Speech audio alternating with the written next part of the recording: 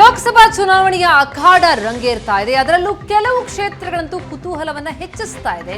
ಉತ್ತರ ಕನ್ನಡ ಕೂಡ ಅಂತದ್ದೇ ಒಂದು ಕ್ಷೇತ್ರ. ಉತ್ತರ ಕನ್ನಡದ ಫೈಟ್ ನಲ್ಲಿ ಈಗ ಕೆಲವು ನಾಯಕರ ನಡೆ ಕುತೂಹಲಕಾರರಾಗಿದೆ. ಅದರಲ್ಲೂ ಶಾಸಕ ಶಿವರಾಮ್ ಹೆಬ್ಬಾರ್ ಸೈಲೆಂಟ್ ಪಾಲಿಟಿಕ್ಸ್ ನಡೆಸ್ತಾ ಇದ್ದಾರೆ. ಯಾರ ಪರವೂ ಪ್ರಚಾರ ನಡೆಸ್ತಾ ಇಲ್ಲ ಬಿಜೆಪಿ ಶಾಸಕ ಶಿವರಾಮ್ ಹೆಬ್ಬಾರ್. ರಾಜ್ಯಸಭಾ ಎಲೆಕ್ಷನ್ ನಲ್ಲೂ ಮತದಾನದಿಂದ ದೂರ ಉಳಿದಿದ್ರು. ಈಗಲೂ ಅಷ್ಟೇ, ಎಲ್ಲೂ ಕಾಣಿಸ್ಕೊಳ್ತಿಲ್ಲ, ಏನು ಮಾತನಾಡ್ತಿಲ್ಲ. ಅನಾರೋಗ್ಯದ ಕಾರಣ ಕೊಟ್ಟು ರಾಜ್ಯಸಭಾ ಚುನಾವಣೆಯ ಸಂದರ್ಭದಲ್ಲಿ ಮತದಾನಕ್ಕೆ ಗೈರಾಗಿದ್ದ ಹೆಬ್ಬಾರ್ ಲೋಕಸಭಾ ಚುನಾವಣೆಯಲ್ಲೂ ಕೂಡ ಫುಲ್ ಸೈಲೆಂಟ್ ಆಗಿದ್ದಾರೆ. ಯಲ್ಲಾಪುರ ಕ್ಷೇತ್ರದಲ್ಲಿ ಬಿಜೆಪಿ ಪ್ರಚಾರ ಸಭೆಗೂ ಕೂಡ ಹೆಬ್ಬಾರ್ ಗೈರಾಗಿದ್ದಾರೆ. ಹೆಬ್ಬಾರ್ ಸೇರ್ಪಡೆಗೆ ಮತ್ತೊಂದು ಕಡೆ ಕಾಂಗ್ರೆಸ್ನಲ್ಲೂ ವಿರೋಧತೆ. ಅಂದ್ರೆ ಹೆಬ್ಬಾರ್ ಬಿಜೆಪಿ ತೊರೆದು ಕಾಂಗ್ರೆಸ್ ಸೇರಬಹುದು ಅನ್ನುವಂಥ ಮಾತುಗಳು ಕೇಳಿ ಬರ್ತಾ ಇತ್ತು. ಆದರೆ ಅಲ್ಲೂ ಕೂಡ ಅವರಿಗೆ ಸಮಸ್ಯೆ ಇದೆ. ಹೆಬ್ಬಾರ್ ಸೇರ್ಪಡೆಗೆ ಕಾಂಗ್ರೆಸ್ನಲ್ಲಿ ದೇಶಪಾಂಡೆ, ಭೀಮಣ್ಣ ನಾಯ್ಕ್ ಆಕ್ಷೇಪ ಇದೆ. ಹೆಬ್ಬಾರ್ ವಿರುದ್ಧ ಪೋಸ್ಟರ್ ಅಂಟಿಸಿ ಕೈ ಕಾರ್ಯಕರ್ತರ ಆಕ್ರೋಶ ವ್ಯಕ್ತಪಡಿಸ್ತಾ ಇದ್ದಾರೆ. ಒಂದು ಕಡೆ ಬಿಜೆಪಿಗೂ ಸಲ್ಲ, ಮತ್ತೊಂದೆಡೆ ಕಾಂಗ್ರೆಸ್ಗೆ ಸೇರ್ಪಡೆಯಾಗೋದಕ್ಕೂ ಆಗಲ್ಲ. ಅಂತಹ ಪರಿಸ್ಥಿತಿಯಲ್ಲಿದ್ದಾರೆ ಹೆಬ್ಬಾರ್. ಹಾಗಾದ್ರೆ ಏನ್ ಮಾಡ್ತಾರೆ? ಆತ ಕಾಂಗ್ರೆಸ್ ಪರವೂ ಕೂಡ ಬಹಿರಂಗ ಪ್ರಚಾರವನ್ನ ನಡೆಸುವಂತಹ ಸ್ಥಿತಿಯಲ್ಲಿ ಇಲ್ಲ. ಕಾಂಗ್ರೆಸ್ ಸೇರಲಾಗದೆ, ಬಿಜೆಪಿಯಲ್ಲಿ ಇರಲಾಗದೆ ತ್ರಿಶಂಕು ಸ್ಥಿತಿ. ಎರಡೂ ಪಕ್ಷಗಳಿಂದ ಅಂತರ ಕಾಯ್ದುಕೊಂಡಿದ್ದಾರೆ ಶಿವರಾಮ್ ಹೆಬ್ಬಾರ್. ಅವರ ಮುಂದಿನ ನಡೆ ಕುತೂಹಲ ಮೂಡಿಸ್ತಾ ಇದೆ.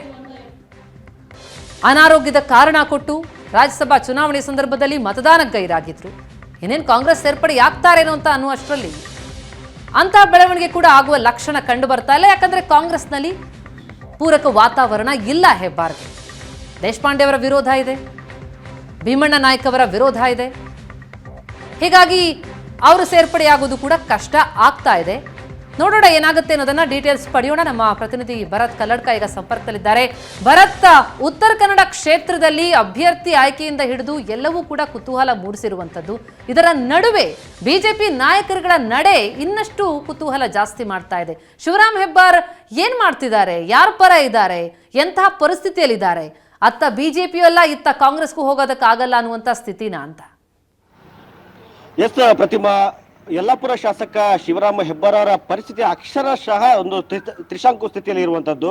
ಯಾಕಂದ್ರೆ ಅವರು ಬಿಜೆಪಿಯಿಂದ ಕಾಂಗ್ರೆಸ್ ಹೋಗ್ಬೇಕು ಅಂತ ಸಾಕಷ್ಟು ಪ್ರಯತ್ನಗಳನ್ನು ನಡೆಸಿದ್ರು. ಆದ್ರೀಗ ಕಾಂಗ್ರೆಸ್ ಮುಖಂಡರದೇ ಒಂದು ವಿರೋಧ ಇರುವ ಹಿನ್ನೆಲೆಯಲ್ಲಿ ಹೆಬ್ಬಾರ್ ಕಾಂಗ್ರೆಸ್ಗೆ ಕೂಡ ಹೋಗ್ಲಿಕ್ಕೆ ಆಗ್ತಾ ಇಲ್ಲ.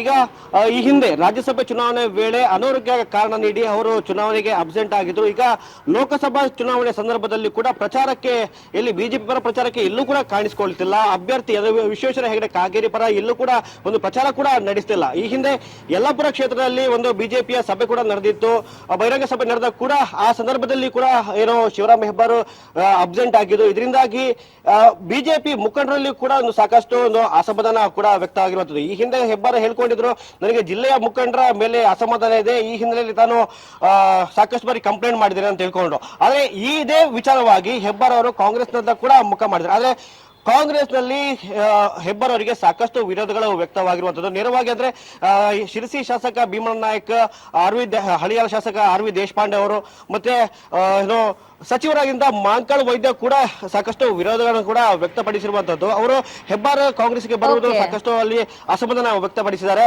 ಆದ್ರೆ ಇದೇ ವಿಚಾರ ಹೆಬ್ಬಾರಿಗೆ ಮುಳುವಾಗಿದೆ. ಈಗ ಬಿಜೆಪಿಯಲ್ಲೂ ಇರಲಾಗದೆ, ಅತ್ತ ಕಾಂಗ್ರೆಸ್ಗೂ ಹೋಗಲಾರದೆ ಸಾಕಷ್ಟು ಒಂದು ಸಮಸ್ಯೆ ಇರುವಂತದ್ದು. ಇನ್ನು ಈ ಹಿಂದೆ DKC ಅವರು ಜಿಲ್ಲೆಗೆ ಬಂದ ಸಂದರ್ಭದಲ್ಲಿ ಕೂಡ ಹೆಬ್ಬಾರ್ ಅವರ ಅಭಿಮಾನಿಗಳು, ಬೆಂಬಲಿಗರು ಕಾಂಗ್ರೆಸ್ಗೆ ಸೇರ್ಪಡೆ ಆಗುವ ಒಂದು ಪ್ಲಾನ್ ಕೂಡ ಹಾಕಲಾಗಿತ್ತು. ಆದ್ರೆ ಅದು ಕಾಂಗ್ರೆಸ್ನ ಮುಖಂಡರ ವಿರೋಧದಿಂದಾಗಿ ಸಂಪೂರ್ಣವಾಗಿ ಈಗ ಅದು ಸ್ಥಗಿತಗೊಂಡಿತ್ತು. ಈ ಹಿಂದೆ ಶಿರಸಿಯಲ್ಲಿ ಕಾಂಗ್ರೆಸ್ ಸಭೆ ನಡೆದ ಸಂದರ್ಭದಲ್ಲಿ ಕೂಡ ಹೆಬ್ಬಾರ್ ಸೇರ್ಪಡೆ ಸಂಬಂಧಪಟ್ಟಂತೆ ಹಾಗೂ ಅವರ ಬೆಂಬಲಿಗರ ಸೇರ್ಪಡೆ ಸಂಬಂಧಪಟ್ಟಂತೆ ಸಾಕಷ್ಟು ಗಲಾಟೆಗಳು ಕೂಡ ನಡೆದಿದ್ದದು. ಸೊ ಇದರಿಂದಾಗಿ ಹೆಬ್ಬಾರ್ ರಾಜಕೀಯ ಭವಿಷ್ಯ ಇದೆ, ನೆಕ್ಸ್ಟ್ ಮುಳುಗುತ್ತಾ ಅದೇ ಪ್ರಶ್ನೆ ಕೂಡ ಎದುರಾಗಿರುವಂತದ್ದು. ಸದ್ಯಕ್ಕೆ ಹೆಬ್ಬಾರ್ ಪರಿಸ್ಥಿತಿ ತ್ರಿಶಂಕು ಸ್ಥಿತಿಯಲ್ಲಿದೆ. ಪ್ರತಿಮಾ, ಥ್ಯಾಂಕ್ ಯು ಭರತ್ ನಿಮ್ಮೆಲ್ಲ ಡೀಟೇಲ್ಸ್ಗಾಗಿ.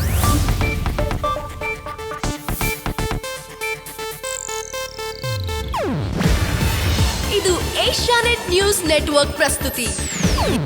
ನೀವು ನೋಡ್ತಿದ್ದೀರಾ ಏಷ್ಯಾನೆಟ್ ಸುವರ್ಣ ನ್ಯೂಸ್.